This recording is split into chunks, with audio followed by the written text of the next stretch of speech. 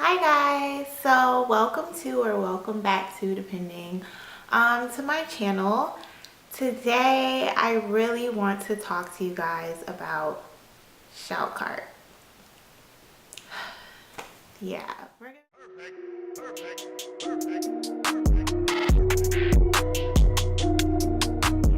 gonna talk about Shoutcart today, and we're gonna have a little chat about influencer marketing. They say it's something that's great to do. I have like a new side project, kind of like a personal brand called Curated Cases.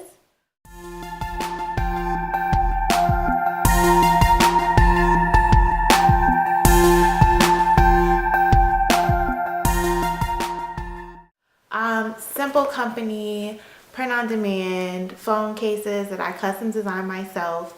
And so I've been doing a lot of testing with marketing. I'm used to selling kind of vintage and sustainable brands and stuff like that. I'm used to selling things that I have like one off of. So I kind of wanted to venture into selling something that can be more of, like I said, an on-demand product, something that I don't have to go out and source before it can be sold. So I created these and I can sell, as many quantities as I want until I cut, do new designs, whatever.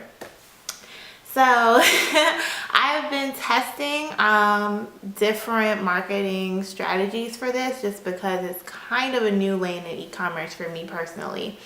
And so I've been familiar with Facebook ads. And that's one avenue that I definitely still use, especially for this brand. It's worked really well. But I also, with having a brand like this, really wanted to finally kind of get into influencer marketing. It's kind of hard when you have like the vintage products that I sell in one-for-one products. It's kind of hard to get people to advertise that. They can advertise your store in general, but they can't advertise individual products. So this was my chance to do that. So I've been hearing a lot of the marketing gurus here on YouTube talk a lot about influencer marketing and shoutouts. So one of the first things that you'll come across on Google when you Google Instagram influencer marketing and shoutouts will be Shoutcart. So Shoutcart is a platform. Influencers of all different kinds of levels, from 1,000 to 1,000,000 plus followers on Instagram or Twitter, can sign up, and they have various offers for you as far as the kind of advertising you can buy from this influencer. So you may be able to buy a direct permanent post, Instagram story post, an Instagram story post with a link, a post with a link in bio. And there are different dollar amounts for kind of different durations. So maybe you only have a post on there for 2 hours on their page, or maybe you actually only have a post on there for 12 hours instead of 24 hours, or instead of permanent. And maybe during their peak times that, their audience kind of interacts with their posts, and would be a good time for you and a good time to have your store link in their bio for them to drive customers to. So Shoutcart has this platform, and you can search it with different filters from location, whether you're targeting United States or United Kingdom influencers, or whether you're targeting people with male audiences or more female audiences and things like that. So sounds great. Seems like it's going to be a great tool. Yeah. So one of the first things that I guess was kind of a downside to me was the fact that you have to commit in order to use Shoutcart. You have to commit to at least $100 minimum. So it puts that in your bank, and that is what you can use to buy shoutouts from these influencers.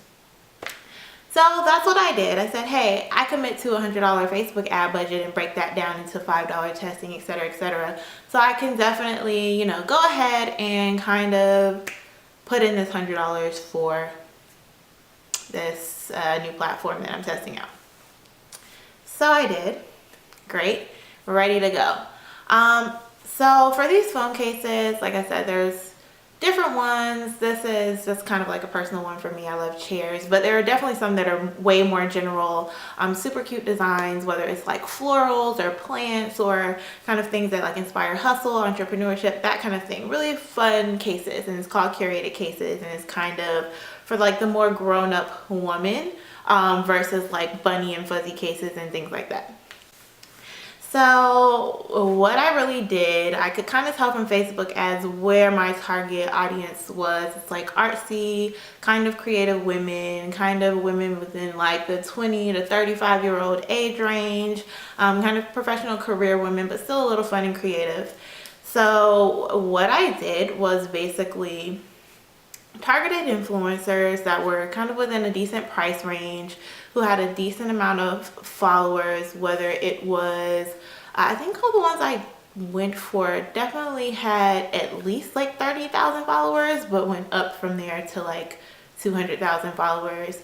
And I selected a few that I felt could really fit in. What I did was I shot brand photos with phone cases that I have in stock. And so I went for pages that kind of match this. And what I also did was I really checked on their engagement. I wanted to make sure everything was really authentic. These days when people are buying followers and buying, you know, all these kind of things to fake their real influence just to make money, you really have to double check on these kind of things. So that's one thing that I did. I definitely double checked that. I checked their percentage. I think YouTube gurus will say find a page that has at least 2 to 3% actual engagement. That seems really low to me, but these days people just kind of scroll and lurk, so I understand a little bit. But I actually got really lucky, and I found pages that have 8%, 9%, 10%, 11% as far as the ones that I chose. You didn't think that mattered. So I'll go into these pages in details. I definitely don't want to knock the influencers, period. But what I want to speak on before I kind of show you guys what I did and show you guys, you know, the exact like ads and the likes and the things. One thing you have to be careful of, like the tip I'll give is, in order for this to be successful, one, I think you really can't use a platform like this. I think you have to find someone who doesn't do this as regularly. They're literally taking orders for ads.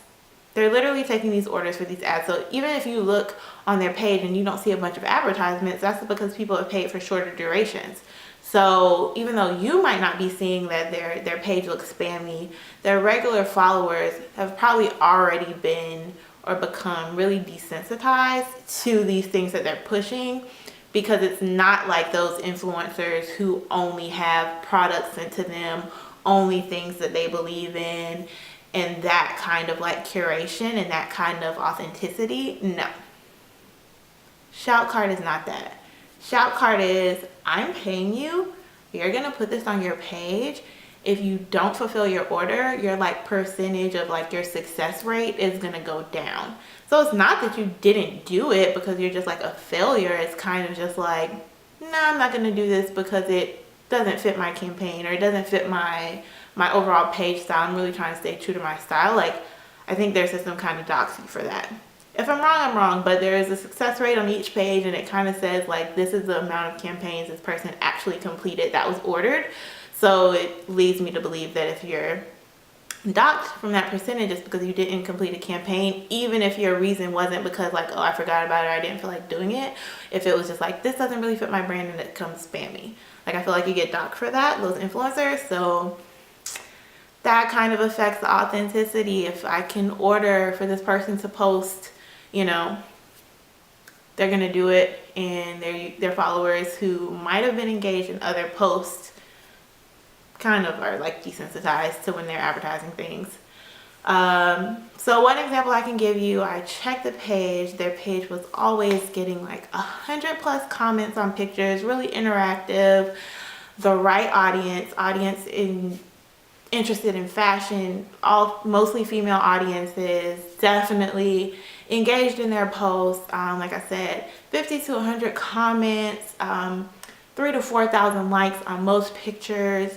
And I think when I did a post with a branded image that totally fit the page, it looked great on the page, I think there might have been like 200 likes. Maybe one comment that came from like a fashion hashtag that's like, oh, nice look, like not even related to the post. And so it was kind of crazy. So even after my campaigns, I'd watch these pages, I'd follow them, and I'd watch other people's ads on there, and it's the exact same thing. Like their regular posts, whether they're in it or not, you know, you think like, okay, they don't have to be in this post holding my product because they have other posts that are flat lays that match the flat lay I did for this product image, and they'll still get thousands of likes. But I'm telling you guys, it's just, I think it's just Shoutcart. I don't think it's the influencers. I think it's the fact that they're on Shoutcart. They can take these orders and their followers become desensitized to what you're looking at.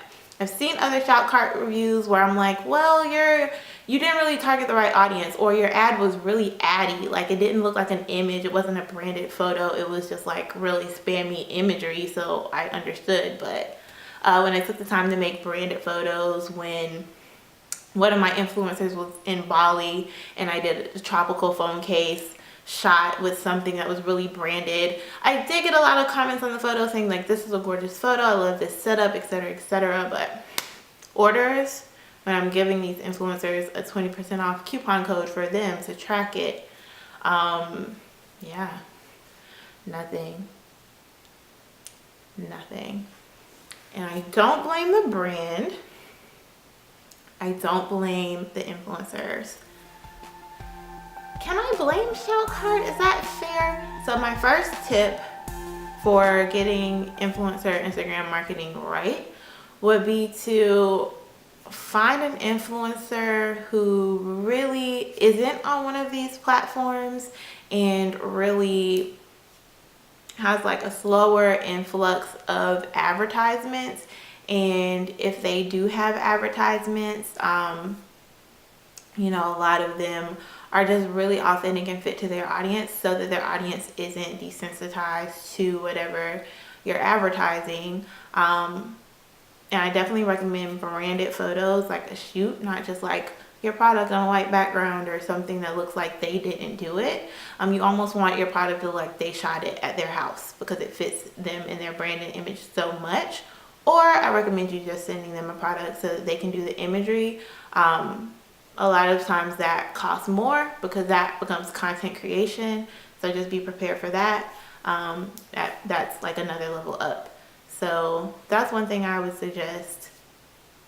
And I would also suggest just maybe using something like Shoutcart to kind of check budgets and check how much people generally charge for certain things, so that you can see if, you know, that's normal. If you're just contacting an influencer directly, you can kind of go on Shoutcart maybe just to see how much influencers with that range of engagement and that number of followers usually charge per, you know, 24-hour post or per Instagram story or something like that. So hey, there's a positive for Shoutcart. You can be a resource. That's a nice thing I have to say. Yeah, I still have budget left in Shoutcart. Literally after about 3 campaigns, which were really affordable, but when I know I'm in the right target audience, I know I have images that match their feed, and you know, they have 30,000, 50,000, 100,000 followers, and it's still really not moving. I'm just like not even motivated. So I might use it in the home decor space for like my vintage brand and just see if it works for that. But maybe phone case companies do it too much. Like maybe they rely on influencer marketing. They want to be like the Kylie Jenner teenage like thing. So maybe it wasn't right for that. But it was supposed to be right for that. So just take that into note when it comes to things like that. And yeah, I'll probably do a video really soon on Facebook ads and the strategy that worked for me, or at least a video on recommending other videos that worked for me, because there were some that totally did and some that totally didn't, and things I had to kind of figure out on my own. So maybe I can help you guys use a little bit less money. And yeah, so that's my hot take on Shoutcart and Instagram influencer marketing tips. See you guys next time.